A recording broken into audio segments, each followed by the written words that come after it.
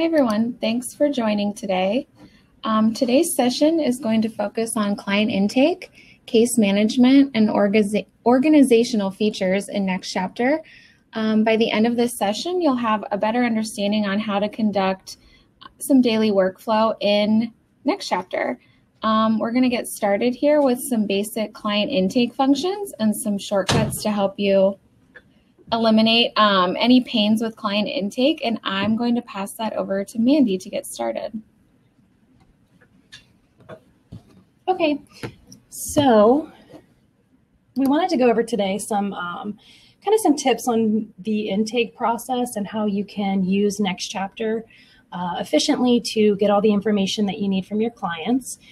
We've heard from a lot of attorneys what they will like to do is actually have NextChapter up while they're doing the basic intake for their clients. So whether they're on the phone or in the office, they find it's pretty easy to go through and hit a lot of the basic information and go ahead and put it right into the system. So you don't have to worry about it later and you're not kind of putting it in one spot, transferring it to another. So I kind of want to walk through a case today and show you some areas we would recommend, some questions that you could ask the client while you have them, either during the initial consultation or if you're doing a follow-up when you receive documents, some good touch points of things you could put into the system while you have them there that should ultimately save you a lot of time later on when you're ready to file the case. For like a basic intake, when you have them on on the phone or in person, you can start with their basic contact information. That's a great place to get started. In the case dashboard here. So in this section, you can save in the phone numbers. You can save in as many as needed, any email addresses. So if it's a joint case and you have multiple phone numbers and emails, you can save them all in for each of the debtors.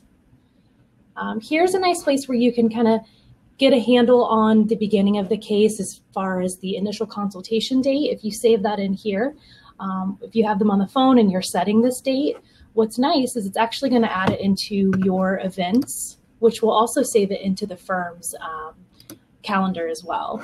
So if you have them on the phone, you're getting the case started, that's a great place to start and to kind of get the framework laid out for when you're going to meet with the client next. You can also keep track of the status here and then where you received the referral. Then as you go through, we have some sections here. We'll kind of come back to the comments in this part here.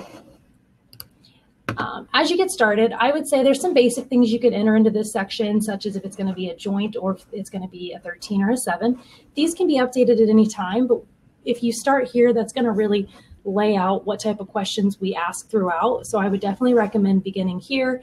If you indicate if it's a joint, then you can see now we're going to ask for that joint debtor's information. So you do want to mark that if you have both of the clients in the office so that it's also a reminder for yourself to get their information as well. Another thing I would recommend as you're going through is doing the debtor address. Any addresses that need to be listed within the petition or within the SOFA, I would go ahead and get that information from your clients right there. And you'll definitely want to make sure you get their residential address that is required for electronic filing. And with that, you'll need to indicate the county too. And then what's nice too is once you've added this address in, if it is a property that they own, then when you're ready to work on the case later, that property is already going to be listed in the properties owned here for you. And then it's a matter of just adding in liens and exemptions. Back up to the beginning of the case. So once you have their address in here, you can complete basic information for the debtor profile. If you're going to be using credit reports, you will want to go ahead and get their date of birth while they're there. And then they can also provide information such as how many people in the household, the marital status, the last 4 of their SSN. Once you have this information added here, then you can go ahead and pull the credit report as well. So you do need to have their social, their date of birth to be able to pull that. And that's a great thing to do when you're getting started in the case as well, so that you can actually provide them with a copy of the report if they are in office with you. That's a great takeaway for your clients so that they have something physical that they're taking home with them, and it might serve later on as a reminder for anything else that they need to send back to you. So you can complete that while they're in the office, and then also it's just going to go ahead and import all of those creditors if you would like it to into the schedules for you. So again, while you have them in office, not only are you doing the intake, but you're doing a lot of the prep work as well in the case.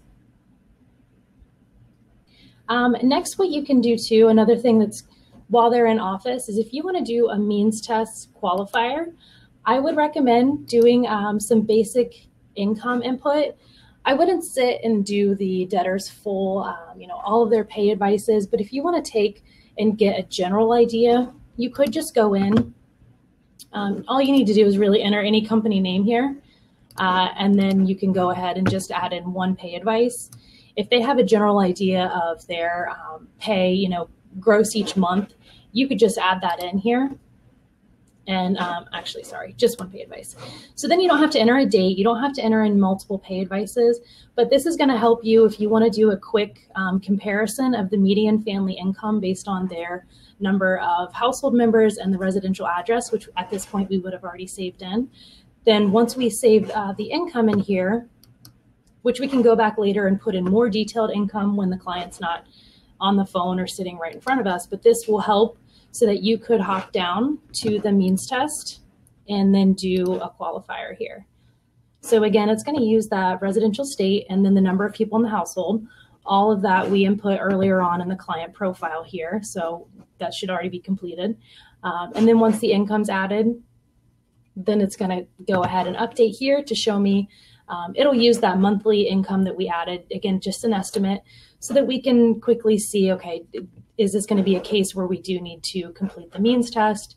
Will we need that additional information? And it'll kind of give you a good gauge early on what the case is going to look like. So that's a nice thing to do when you have the client in office and you're working through it.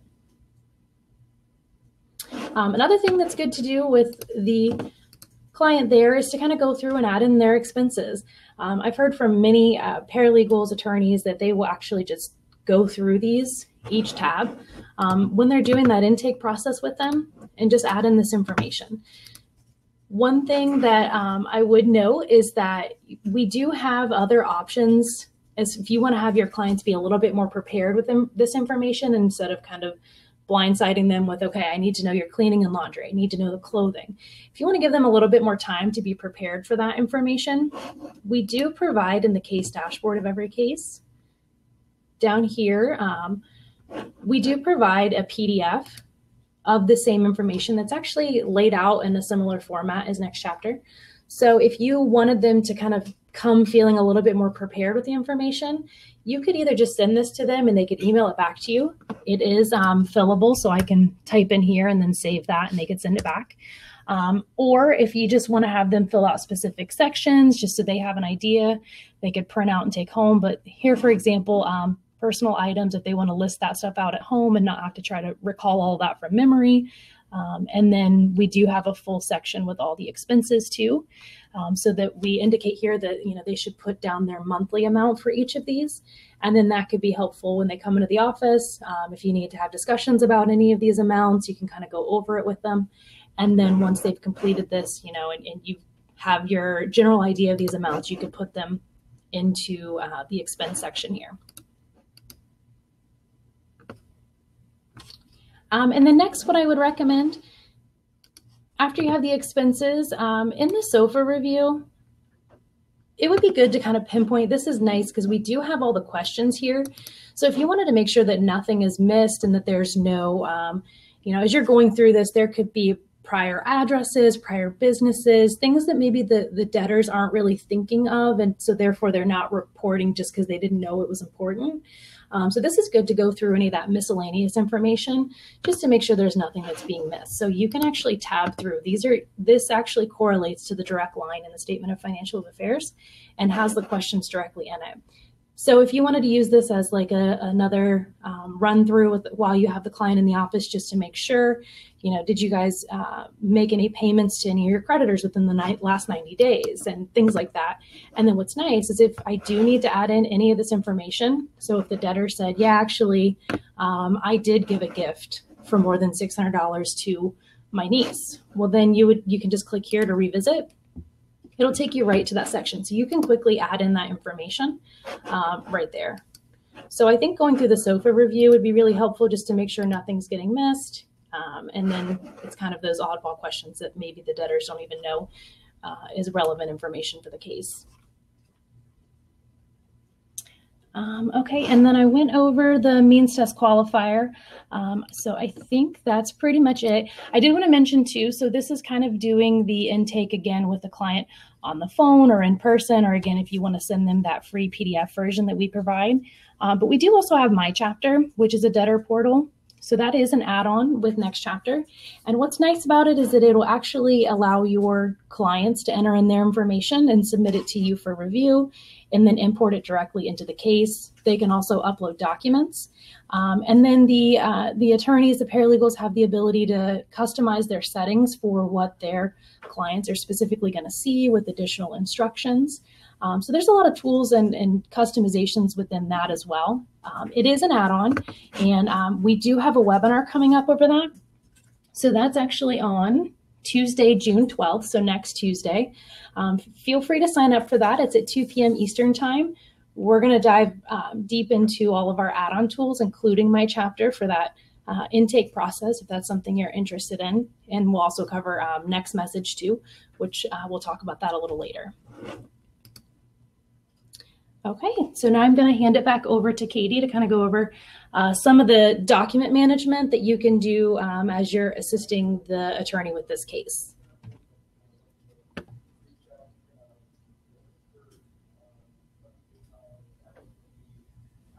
I'm going to click back here. Okay. Okay, so the documents section is down in additional documents and client document storage, and this section does quite a few things. First, you can just scan and save any client documents in here. So anything that you want to be able to access from the NextChapter app at any time, you have unlimited document storage in here. So you can drag and drop anything from your computer, or you can click choose files and then browse the file directly from your computer as well. Once that file is uploaded, it will attach down in this section. From here, you can leave it as is. You can rename it if you'd like. You can also assign event codes. So event codes are anything that we have identified as documents that your court likes to have filed with your case at the time of filing, but they want it to be filed separately. So things usually like the certificate of credit counseling, or in this case, we have a signature page. So any of those documents, if you, the available event codes that we have will be shown in this drop down here. If you do not see something in here, we're working on adding a bunch more of these, but if there's something you do not see, you should upload that directly to the court site after you filed your case.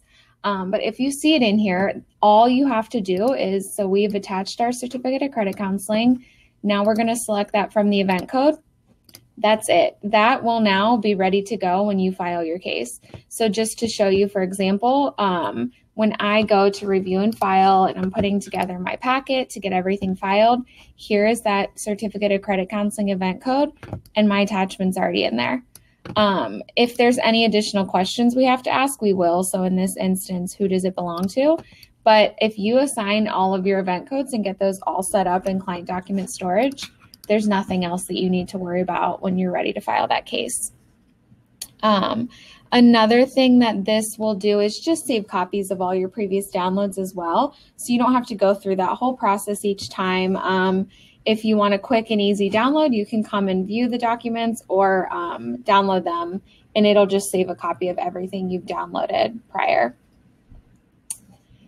These documents too, another document task list that you've set up on your case dashboard. So these documents can be set up in your settings tab. And these are just to help you keep track of all those documents that you need to collect from your clients. So you can set these up, you can customize them, you can add specific documents to each case. These will be case specific documents, and then everything you set up in your settings will show on all of your cases firm-wide. What's nice about this is that you can mark off and keep tabs on when you've received the documents from your clients. So if you're no longer waiting on pay advices, mark that off. And then let's say too that you are trying to collect these other documents. This list can be exported to a PDF. So once you've exported this list, it's going to show, and it'll show all of the documents that you've already received.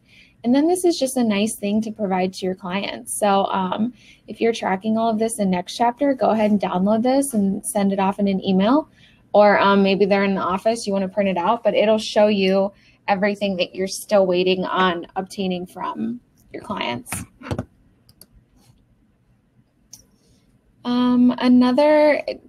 Other time-saving features too that go on this case dashboard are these other tabs here in addition to documents. So we also have a task list. Any tasks, again, you can totally customize this in your account settings. And then same thing, you can mark off as the tasks are completed. In this case though, you can hide them. So maybe you only want to see open tasks. What else do you need to do on this case? But again, you can unhide those as well. They're the events here. So you can add new events from two places. You can add an event to a case. And once you add the event to the case, it'll show in this list, but you can also add any to your homepage as well. So this homepage is going to have a calendar that's going to show all of your events. So it's a collective spot to show all events that are added within each case. And then if you are on our Pro or Well plans, you get the feature to sync this with your personal calendars. So what's really nice is that if you're adding in any 341 dates or any hearing dates, any other events like that, they'll go directly to your personal calendars too, which helps you keep better track of that as well. And on this home dashboard as well, there's a tasks list. So this is also working the same as the events in that it's showing you all of your upcoming tasks from all of your cases, and it's going to be prioritized by anything that had a due date listed with it. You can load more, it'll show you the rest, and then you can also add tasks directly to your task list. And you don't have to assign these cases, but you can. And you can, same thing with a calendar, if you add a new event, it doesn't have to be case specific. Back into the case, there's also the next tab here is a fees tab. So this is a nice way to keep track of any fees that you have billed your client as well as any payments that they've made. So when you add a fee or add a payment, you could type anything you want in here, and that, let's say they've made a $50 or you're charging them $50. Save that. And then when you download this receipt here, it'll generate an invoice for you. So it's going to have all of your firm information on there, your case name, and then it's going to be a receipt for payment. So it's going to show you all of the fees you've billed, as well as any payments made and when they've been made. And then at the bottom, it's going to give you a running invoice balance. So this too can be downloaded and printed and sent off to your clients if you want to use this receipt for payment feature. Okay, so now I'm going to go through and show you some additional organization tools that you can do within NextChapter.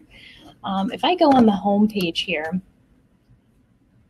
in this box, I'm seeing all of the recent cases. This is actually going to show you the most recent cases where any information has been updated in. So it's nice because it'll kind of keep you, it's kind of a quick access to those cases that you're currently working on. But if I want to see a list of all of the cases for the firm, I can click on that orange All Cases button, and that opened up a full case list here. So one thing that you can do if you kind of want to work on kind of managing the case load within your firm and keep track of where your cases are, maybe cases that haven't been touched or worked on in a while that you want to follow up on, you can actually use any of the titles of all of these columns to sort them out. So if I want to see all the cases that are ready to be filed or all my cases that are marked as a lead, and these statuses can actually, you can set custom statuses in your settings as well. But as I go through, if I want to see if I have multiple attorneys for the firm and I want to see all of the cases for one specific attorney, I can do this, which will arrange them in order, or I can also filter by all of these as well. So if I want to see all of my filed cases, I can pull the filed cases here, and I can see the last time they've been updated too. So let's say if I'm looking only at my leads, these are cases that we're still working on. and I want to find ones that haven't been worked on in quite a while. So here's some cases that are leads that haven't been worked on in a couple months. So maybe I need to, create a list and kind of reach out to these people, see what documents are still needed, and try to get these cases moving along so that we can get them filed. And maybe we're working on, getting some the remaining fees, whatever the case may be. You can create these filters, and then there's actually a CSV button, which will allow me to generate this into a report. And this is actually going to download. I don't know if it's going to show it when I click on this here. Let me see. Okay. Yeah, I can't click on it with our screen share. It won't show it here, but it's actually going to pull whatever information I have filtered into my view on the full case list. It's going to generate into an Excel sheet for me. So if I wanted to use that to create reports, to work on and go through again to reach out to any cases that need to be worked on or follow-ups, this is a tool that's available within that as well. And then the next thing I wanted to talk about is communication with your clients. I know as a former paralegal myself that's a lot of time that you are spending, talking with clients, keeping track of, trying to get information from them, that intake process and the document retention and trying to get everything in the case so that you can file. So it's important that you want to keep a clear path of communication with them, and so that everyone knows where you're at with the case. So one thing I would recommend is utilizing the comments within the case. And what's nice is because everyone in the firm is going to have their own logins, everyone can access all the cases from anywhere. This is a good way so that you can keep track of any communications that have occurred in the case. So if the attorney is in court and needs to see where we are with the case, or when's the last time the client's been reached out to, you could save in, just copy and paste any important emails directly into this section. And it's nice because when you're logged in, it'll indicate that you saved it in here. And it's also going to put a timestamp on here. So it's nice, similar to if you've ever used products like Salesforce and they have the chatter. This is a good way that you could communicate what's going on with the case, save any important notes that you want everyone who may be touching the file to know that information. And then too, you can also generate this to a PDF at any time. So if you wanted to generate like a running log of any of the information for the case, maybe the attorney wants to take this to court with him or her, they can save that in here and then print this out. You can email it to them or they can print it out as well. So that's kind of a little thing that gets missed every once in a while, but I think that's a neat feature that you might want to use. And then another important communication tool that we have built with the NextChapter is NextMessage, which is one of the other add-ons I was mentioning earlier. So NextMessage is an add-on to where you can add in, when you have the cell phone saved in for the debtors, down here, you can actually, and I'm in the case dashboard right now, you can go through and send text messages through NextChapter to your clients. What's nice about this is you can send direct text messages through here, and then you're not having to use your personal number. When they reply, it saves right back in here too. So again, instead of having a text message maybe that's on the attorney's cell phone that only the attorney can see, if you do it through here, everyone can see the communication, keep up to date on the case, and you're not having that question of, well, when did you talk to Johnny last? Does he know that he needs to be at the hearing tomorrow? You're kind of all on the same page, and it's all housed right in the same section. And then you can also create recipes with a lot of the dates that you enter into NextChapter as well.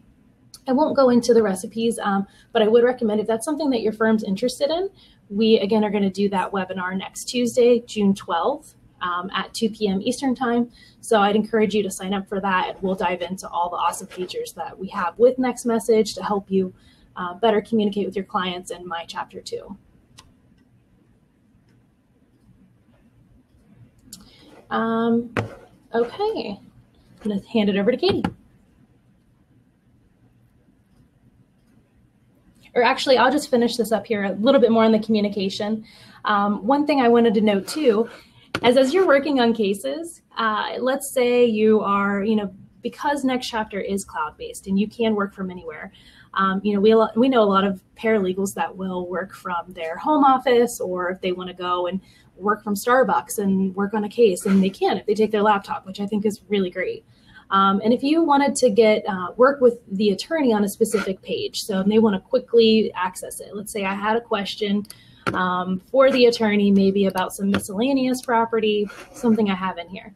One thing I wanted to point out is that you could actually copy and paste this link when I'm in this page and send it directly to the attorney. Let's say you email it to them. They can actually open directly to this page and see what you're asking about very quickly. So this actually links to, this is the case ID. So this is unique to Johnny Appleseed's case. And this is unique to the specific page you're on within the case. So I just wanted to point that out as something maybe people don't realize they could do as a really quick way to get the attorney or even another support staff to get into the case to input something, instead of saying, hey, go into Johnny, it's case such and such, and go into personal property, miscellaneous, and kind of guide them through where you need them to go. You could just copy and paste this URL. If they are logged in, then it'll take them right to this page. So that's another way that you could quickly communicate with you amongst your staff on working on a case as well. Okay, so I'm going to go and see if there was any questions as we went through here. And I don't see any questions. So hopefully you found this helpful in some different ways that you can help to better intake the information for cases and to communicate with your clients. If you have any additional questions, please feel free to reach out to us via the chat or email. And then we've also got our help center with a lot of articles in there too. And like I said, we have a lot of really good customer success webinars coming up. We'll be diving into some other topics as well. So feel free to sign up for those if you're interested. Thank you.